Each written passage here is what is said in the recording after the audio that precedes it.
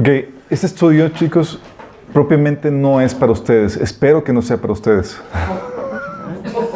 Me estoy dando en la casa.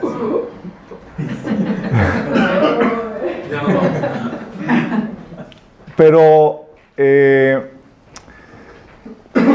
puede hacer. No conozco los corazones de la gente y demás. Y este es un brevario de lo que una persona debe saber en caso de que llegara a quedarse en el rapto. Apunten. No, pues ya empezamos mal. Y hoy vamos a terminar con algo que sí va a ser para nosotros, y es el de cómo, si acaso estamos aquí, es probarnos en la fe para asegurarnos que estemos bien, ¿sí? Que no nos vaya a pescar de sorpresa. Que vamos a comenzar con oración. Padre Celestial, Señor, invocamos tu presencia en medio de nuestro Señor. Te pedimos, Padre, que unges mis palabras, que tu Espíritu Santo hable a través de mí, Señor, y abres nuestros oídos espirituales y también de las personas que puedan estar viendo este video, Señor. Y Señor, quita el velo de nuestro entendimiento, Señor. Que podamos ver tu luz con claridad. Te lo rogamos en nombre de Jesús. Amén. Amén. Ok.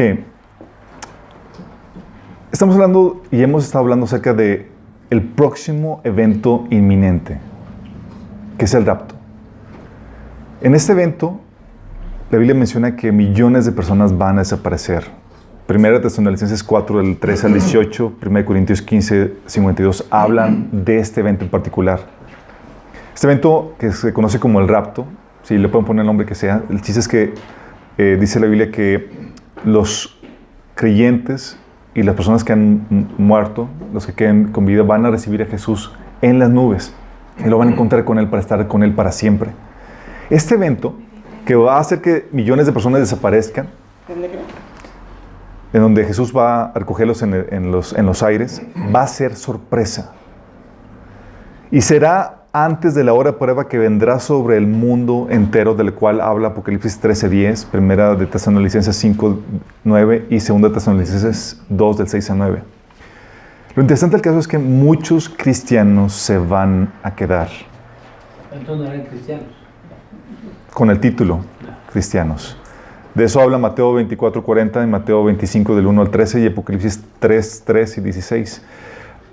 Entonces, si llega a suceder que tú te quedaste en este evento, hay ciertas cosas que es necesario que sepas, que conozcas, y que la Biblia menciona. De hecho, la Escritura habla mucho de este tema y habla mucho para los que se quedan. Entonces va a ser la Escritura el fuente de tu consuelo y tu guianza en ese tiempo tan difícil que va a venir sobre toda la tierra. Lo que vas a ver y lo que vivirás, si te quedas, te voy a dar un resumen de todo lo que hemos estado viendo en un taller de escatología que hemos estado viendo a lo largo de varias semanas. Pero lo que te va a tocar ver es, el periodo que se conoce como comienzo de dolores. La Biblia menciona que va a haber, aparte del caos normal y del alboroto que va a suceder producto de que millones de personas desaparezcan de la faz de la tierra, van a venir, dice la Biblia, crisis económicas, hambre, pestes. Se van a levantar falsos cristos, falsos profetas, va a haber guerras, rumores de guerras, va a comenzar la carrera del anticristo, la carrera política. Tú vas a ver ya consolidar la unificación de las religiones y el surgimiento del gobierno mundial. Tan solo en este periodo, dice la Biblia, en Apocalipsis capítulo 6, que 1/4 de la población mundial va a morir, producto de estas crisis que van a surgir. También te va a tocar ver una intolerancia y represión, propiamente dicho, persecución contra los cristianos. Y hay que aclarar, contra los verdaderos creyentes. Va a haber unos falsos grupos de cristianos con el cual van a gozar de la aceptación y demás del mundo, pero va a haber una persecución contra los cristianos, los cuales serán catalogados como un grupo peligroso, terrorista, por no tolerar el pecado o por hablar claramente en contra de algunas cosas que Dios prohíbe. Dice la Biblia en Mateo 24:9, que serás odiado por todo el mundo. Va a haber, dice también, que serán traicionados por amigos, aún por familiares. Y es durante este periodo de la historia. Y ante esta crisis y el caos, el gobierno va a aumentar su poder e injerencia como lo está haciendo ya antes de que suceda este periodo de tiempo. De hecho, algo que tienes que estar consciente es que el Internet dejará de ser libre y será un medio de control por parte del gobierno la consolidación del gobierno mundial que se va a estar formando. Las libertades que tenemos van a desaparecer bajo la bandera de discurso de odio o de intolerancia.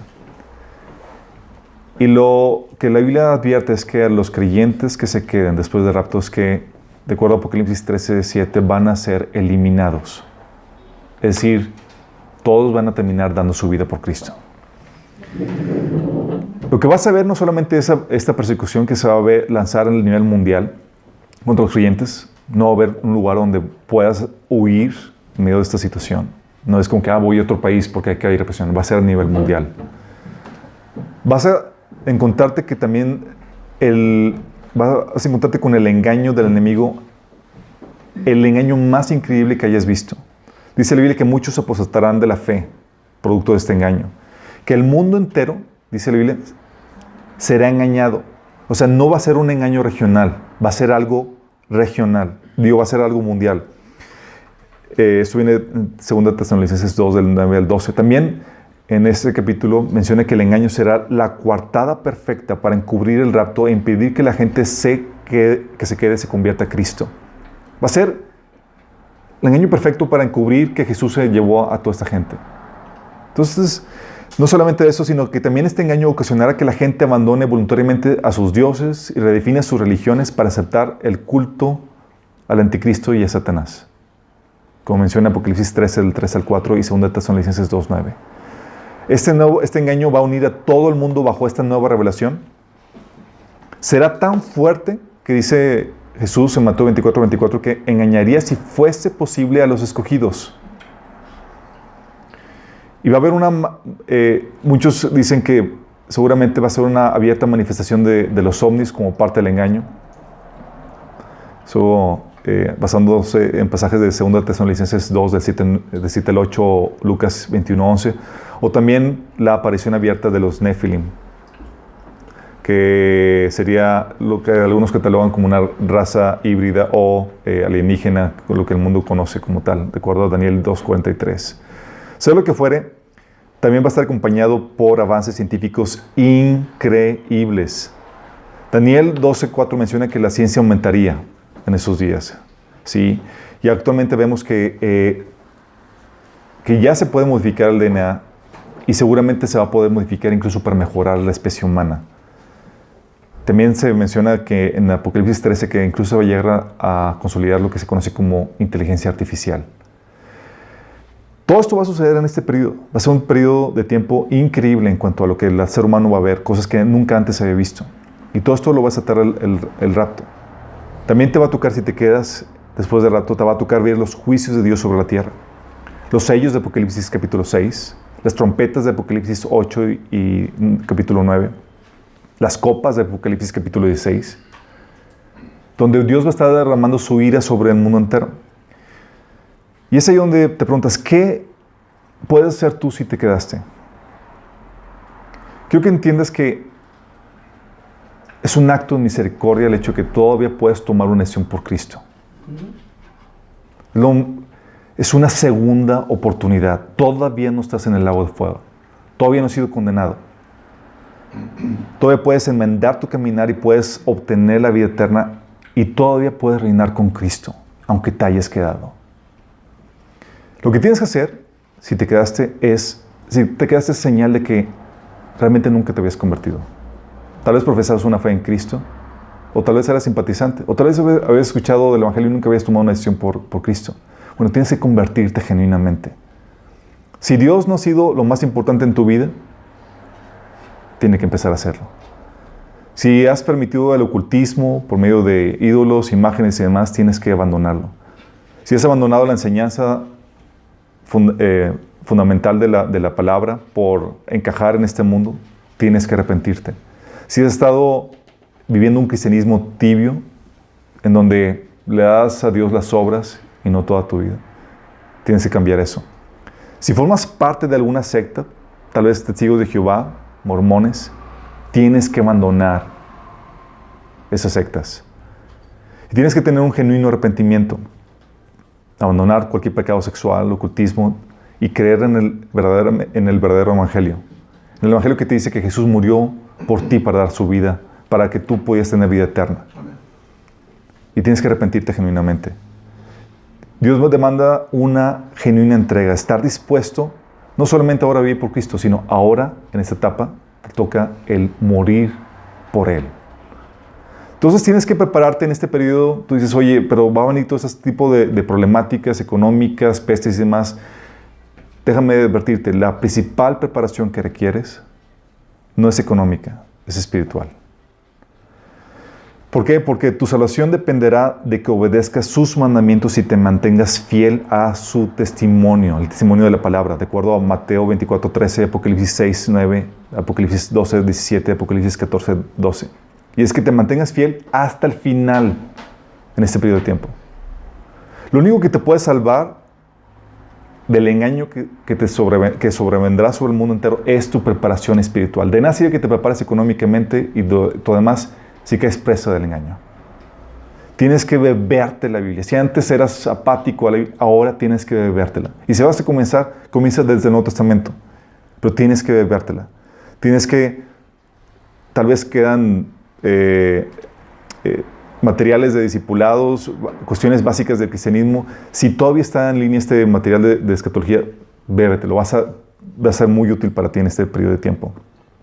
Tienes que prepararte también para padecer persecución y morir a manos del gobierno que se va a levantar, del gobierno mundial, y de la falsa iglesia que también se va a estar levantando.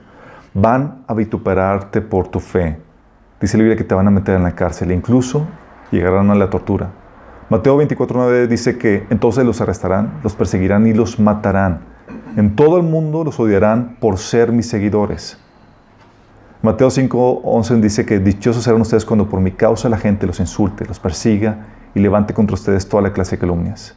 Y tienes que entender esto. Antes tú no vivías para Cristo. Ahorita se te está dando el privilegio no solamente de vivir por Él, sino de sufrir por Él.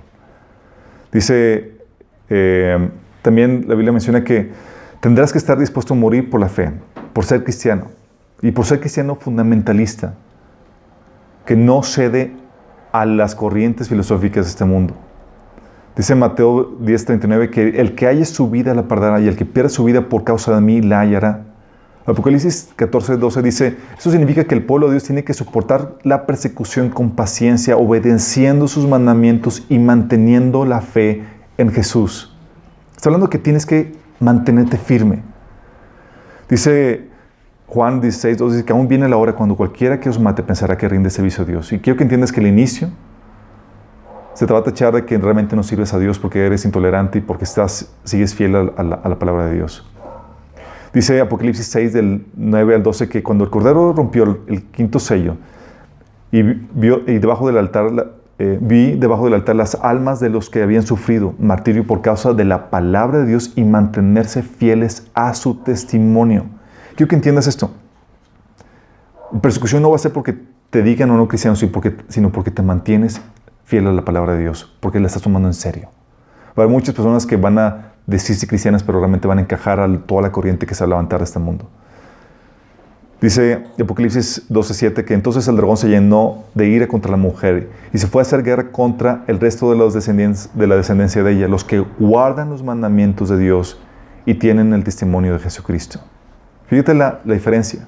Tu verdadera conversión te va a llevar a guardar sus mandamientos y mantenerte fiel al testimonio de Jesús, que es en su palabra. Entonces vas a sufrir persecución a manos del falso sistema religioso. Dice Apocalipsis 17:6 que vi a la mujer ebria de la sangre de los santos y de la sangre de los mártires de Jesús.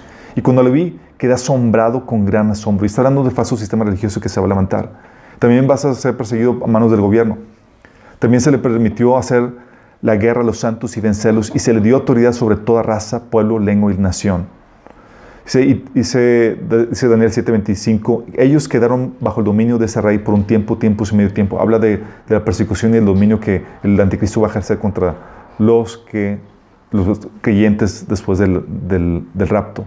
También vas a tener que estar dispuesto a entregar incluso, y esto es una de las cosas más difíciles, a tu familia a la muerte por causa de la fe. Y Jesús nos advirtió, nos dijo en Lucas 14, 26 y 27, si alguno viene a mí y no aborrece a su padre, madre, mujer e hijos y hermanos y hermanas, aún su propia vida, no puede ser mi discípulo. Y va a llegar un tiempo donde no vas a poder comprar ni beber, ni comprar ni vender nada si no tienes la marca del anticristo. Y eso va a poner en riesgo tu familia. Y tienes que estar dispuesto a hacerlo y a padecerlo por causa de Cristo. Y entre más pronto des tu vida por Cristo será mejor para ti, por los sufrimientos que vienen sobre el mundo entero. Porque entre más avance el tiempo, las cosas se van a poner peor. Dice Isaías 57:1, dice, la gente buena se muere. Muchas veces, la gente buena se muere muchas veces. Los justos mueren antes de que llegue su hora. Pero nadie parece importarle el por qué. Tampoco se le preguntan a sí mismos. Parece que nadie entiende que Dios los está protegiendo del mal que vendrá. Entonces, entre más pronto des tu vida por Cristo va a ser mejor. Y déjame aclararte, no va a haber escapatoria. Apocalipsis 13:7 dice, también se le permitió hacer guerra a los santos y vencerlos. Este término de vencerlos está hablando de eliminarlos. Daniel 7:21 lo reitera, dice, y veía yo este cuerno que hacía guerra contra los santos y los vencía. Entonces, en este periodo que te queda, en el que tienes una genuina conversión, tienes que tener un solo enfoque, y es en dar fruto. No en mantener tu vida, sino en dar fruto. Es aquí donde vas a tener que fungir como evangelista, como si no tuvieras nada que perder. Tus proyectos de casarte, tus proyectos de emprender tu propio negocio, tus proyectos profesionales, personales, de comprar una casa, todos van a caer y van a estar derrumbados por el tiempo tan difícil que vas a estar viviendo. Y la única razón y el único motivo que vas a tener para vivir va a ser el compartir las buenas nuevas que tú tienes y la verdad en un periodo de engaño que va a venir sobre el mundo entero. Dice Marcos 8:35, porque el que quiera salvar su vida la perderá, pero el que pierda su vida por causa de mí y del evangelio la salvará. Este versículo va a aplicarse muy particularmente en este periodo de tiempo. Mateo 10:28 dice que no temáis a los que matan el cuerpo, mas el alma no pueden matar. Temed más bien a aquel que puede destruir el alma y el cuerpo en el infierno. Entonces tienes que estar bien consciente de eso. Tienes que actuar con valor. Porque no importa que te quiten tus propiedades, tus posesiones, ni nada. Lo que debes de temer es al que puede destruir tu alma en el infierno. Y proponte morir una muerte digna de Cristo. Es decir, una muerte por predicar el Evangelio. Dice Apocalipsis 12:11, y ellos le han vencido por medio de la sangre del Cordero y de la palabra del testimonio de ellos, y menospreciaron su vida hasta la muerte, por dar testimonio, por causa de la palabra. Apocalipsis 14:13 dice, y oí una voz del cielo que decía, escribe lo siguiente, benditos son los que de ahora en adelante mueran en el Señor. El Espíritu dice, sí, ellos son en verdad benditos, porque descansarán de su arduo trabajo, pero sus buenas acciones les siguen. Esto es para ustedes. Haz puntos en el cielo. No dependas del pastor, toma liderazgo. Abre iglesias en tu casa. Empieza una red bajo el agua para destruir el evangelio de forma oculta. Baja la información, distribúyela antes de que la quiten o copie esta información. Sé estratégico en cuanto a cómo proceder. Pero tienes que tener, en medio de esta situación tan difícil que vas a estar viviendo, una esperanza. La esperanza de que te va a tocar ver el mayor avivamiento en la historia del cristianismo. Solamente ponte a pensar, con gente como tú dispuesta a morir por el evangelio, ¿cómo va a ser la conversión? ¿Cómo nos va a extender el evangelio? Dice Apocalipsis 14:6 que durante este periodo de tiempo, dice, vi volar en medio del cielo a otro ángel que tenía el evangelio eterno para predicarlo a los moradores de la tierra, a toda nación, tribu, lengua y pueblo. Y va a suceder en ese periodo de tiempo. Apocalipsis 7, del 9 al 17 dice, después de esto vi una enorme multitud de todo pueblo, toda nación, tribu y lengua, que era tan numerosa que nadie podía contarla. Estaba de pie delante del trono y delante del Cordero. Vestían túnicas blancas y tenían en sus manos ramas de palmeras. Entonces uno de los 24 ancianos me preguntó, ¿quiénes son estos que están vestidos de blanco? ¿De dónde vienen? Estos son los que murieron en la gran tribulación. Han lavado y blanqueado sus ropas con la sangre del Cordero. Nunca más tendrán hambre ni sed, nunca más les quemará el calor del sol. fíjate, quiero que entiendas esto. Esta multitud de todo pueblo, toda nación, toda tribu y lengua, que era tan numerosa que nadie podía contarla, es la gente que se convierte después del rapto. Y tú tienes el privilegio de ser de los participantes de eso y de los que llevan a la presencia de Dios a esta multitud. Quiero que entiendas que el resguardo de Dios va a ser parcial. ¿Cierto? Dice Apocalipsis 16, 2 y del 9, del 1 al 11, que hay plagas que solo afectarán a los que tengan la marca. Pero la protección va a ser solamente parcial, porque sí hay otras que sí te tocarán. Va a haber hambre, va a haber quemadas del sol, etcétera, como menciona Apocalipsis 7, 16. Pero ten aliento. Tú vas a estar delante del trono y serás consolado. Apocalipsis 7, 14, 17 dice: estos son los que murieron en la gran tribulación, han lavado y blanqueado sus ropas con la sangre del Cordero. Por eso están delante del trono de Dios y les sirven día y noche en su templo. Y aquel que está sentado en el trono les dará su refugio. Nunca más tendrán hambre ni sed.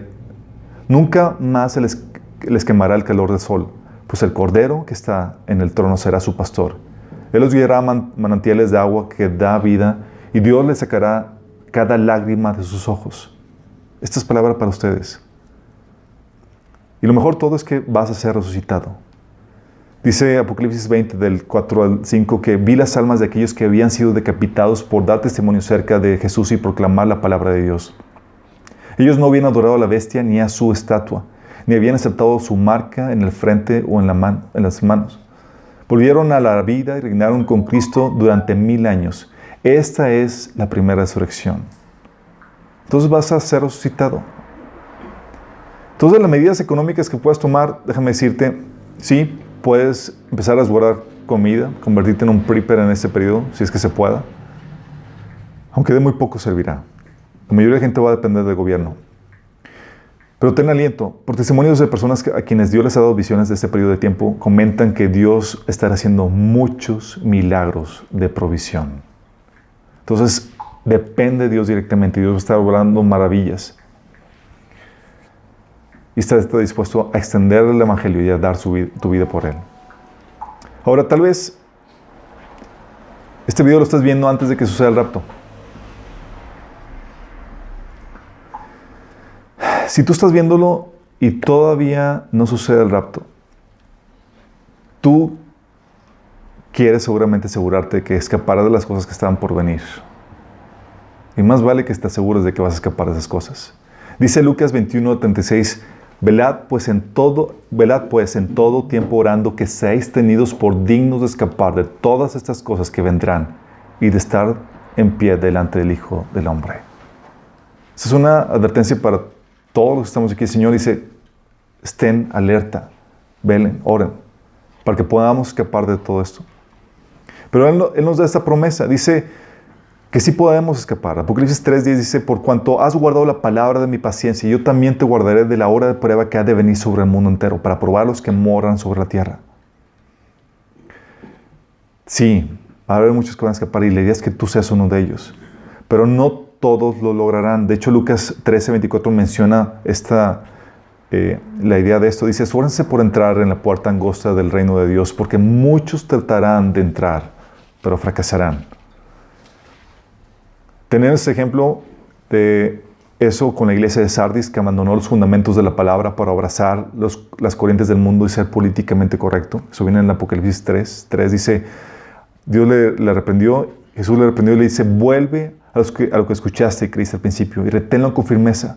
Arrepiéntete y regresa a mí. Si no despiertas, vendré a ti de repente, cuando menos lo esperes, como lo hace un ladrón. Y está hablando de que Jesús va a venir y su venida, el rapto va a ser como un ladrón en la noche. Y eso no es una señal de aliento para esta iglesia, sino es una señal de juicio, porque ya está hablando de que se va a quedar.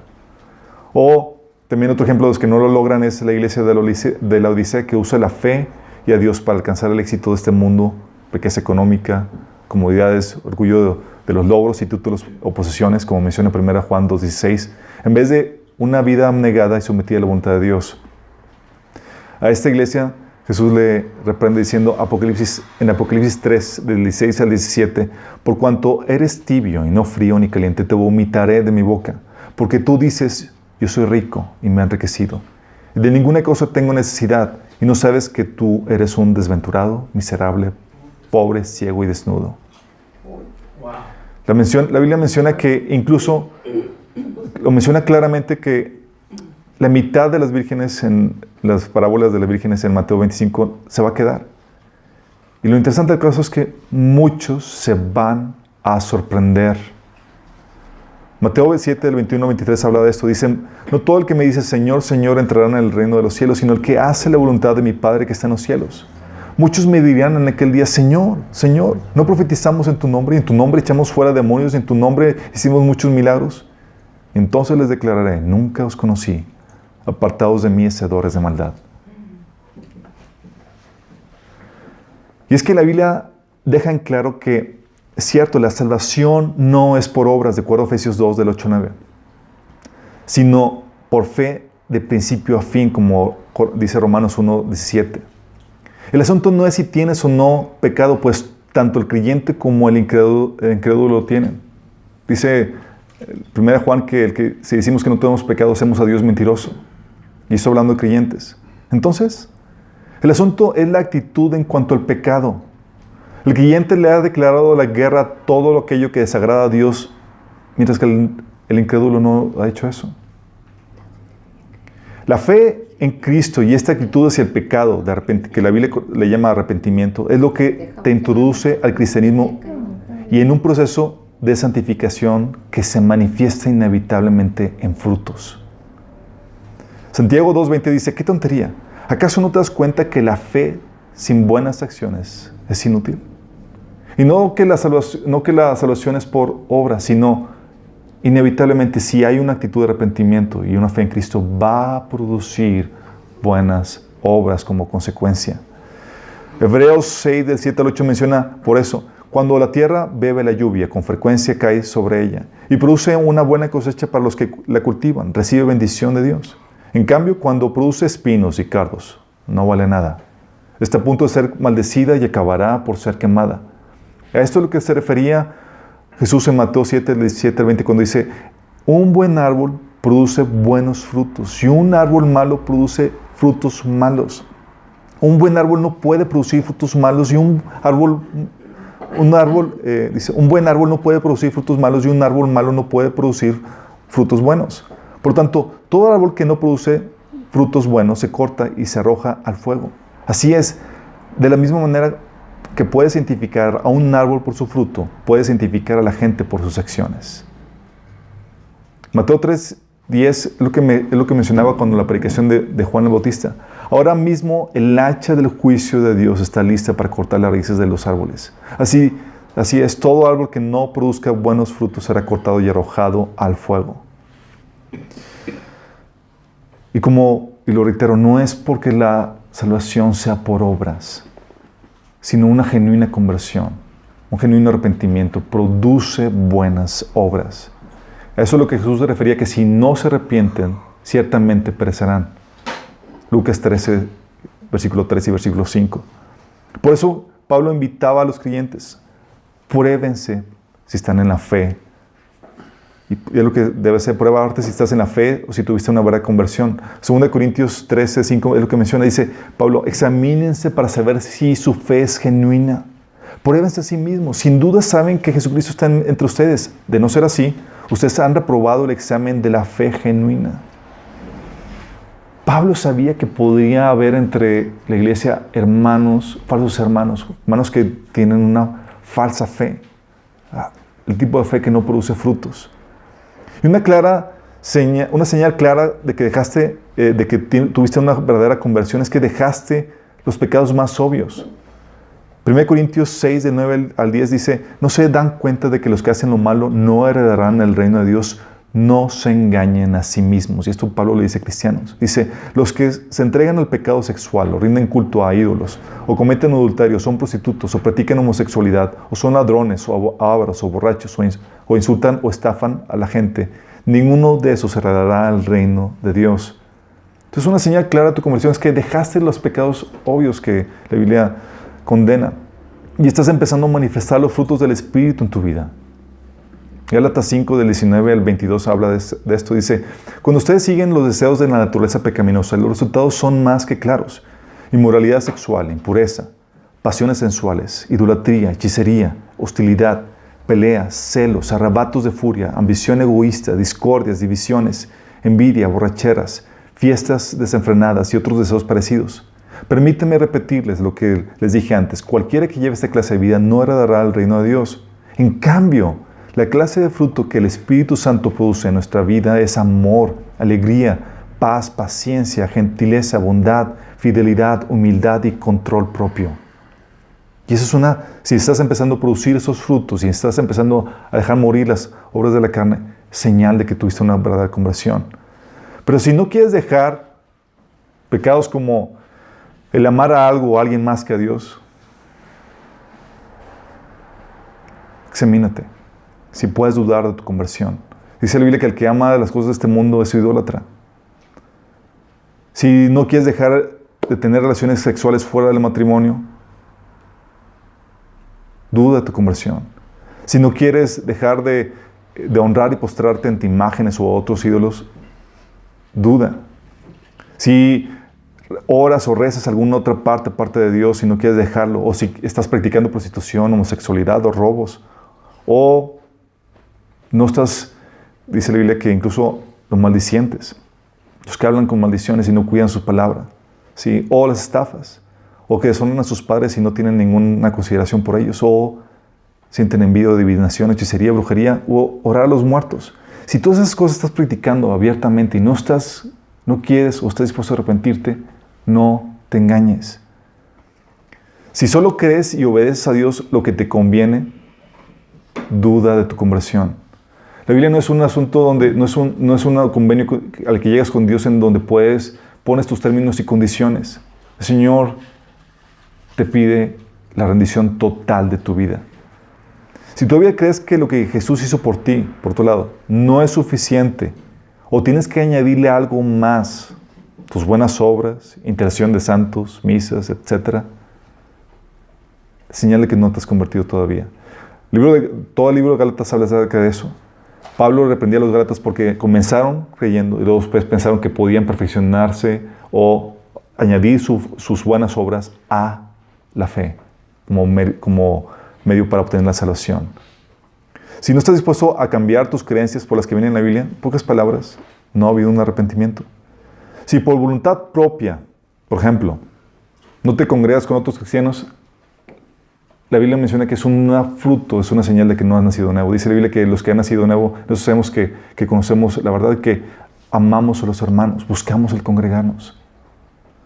Si no lees la Biblia por apatía, flojera o por no ser tu prioridad, señal de que no ha habido arrepentimiento. Si alguien tiene que estar detrás